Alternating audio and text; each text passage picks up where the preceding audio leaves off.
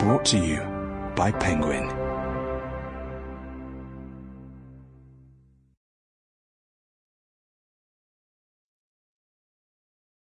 Happy Ever After by C.C. Macdonald. Read by Kristin Atherton and C.C. Macdonald. Conception. 1. It doesn't start with a kiss. It starts with the touch of bare knuckles under a molehill of cornflakes.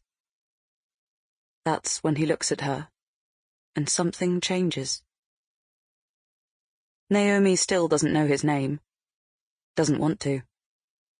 Knowing if he is a David or a Paul would reduce him somehow. Like all figures of fantasy, he's broad-shouldered, thick hair.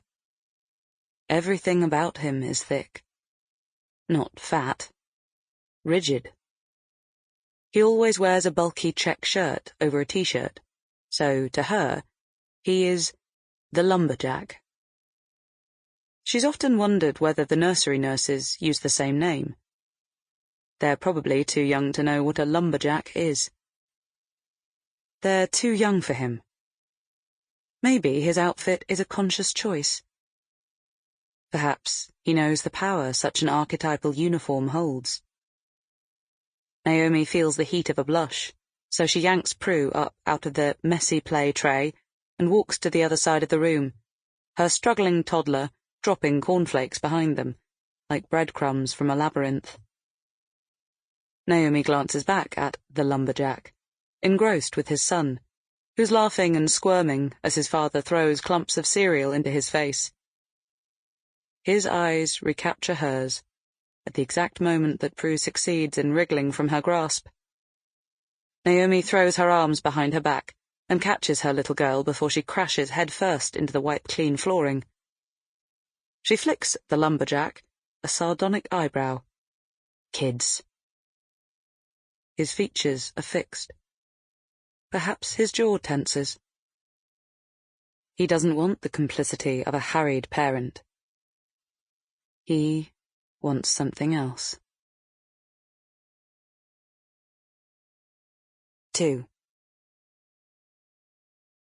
Naomi flings milk into a bowl of oats and yogurt and clatters it onto the high-chair tray, putting a stop to Prue's tears. Her raisin face unwrinkles to reveal skin so smooth that the sunlight streaming through the bifolding doors seems to halo off it.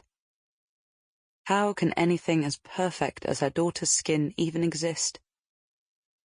She drinks Prue's plumpness in for as long as she can, before pushing herself off the kitchen island and making her way to the living room.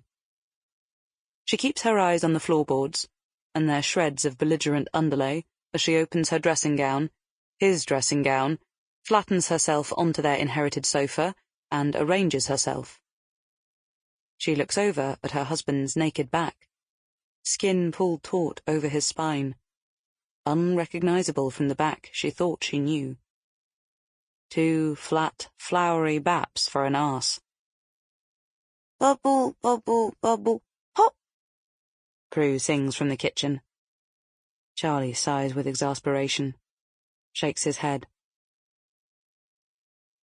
It's not going to happen, is it? She tries to keep her words as matter-of-fact as possible, but she can feel the swell of rage brewing inside her. He turns his head towards her, but only so she can see his profile, keeping his body hidden from her. He opens his mouth to speak, but says nothing. How is it so difficult to have sex with your wife? He turns back to the mantelpiece and lets the word fuck out in a long, whispered breath. A cry comes from the other room. Spoon! Spoon! Spoon! Prue delivers her message, and when no action is taken, a desperate wail sirens along the ground floor. It has to be today. She sits up and wraps the dressing gown around her top half, knowing how impossible it is to be commanding with your boobs on show. She's crying. Sample complete. Ready to continue?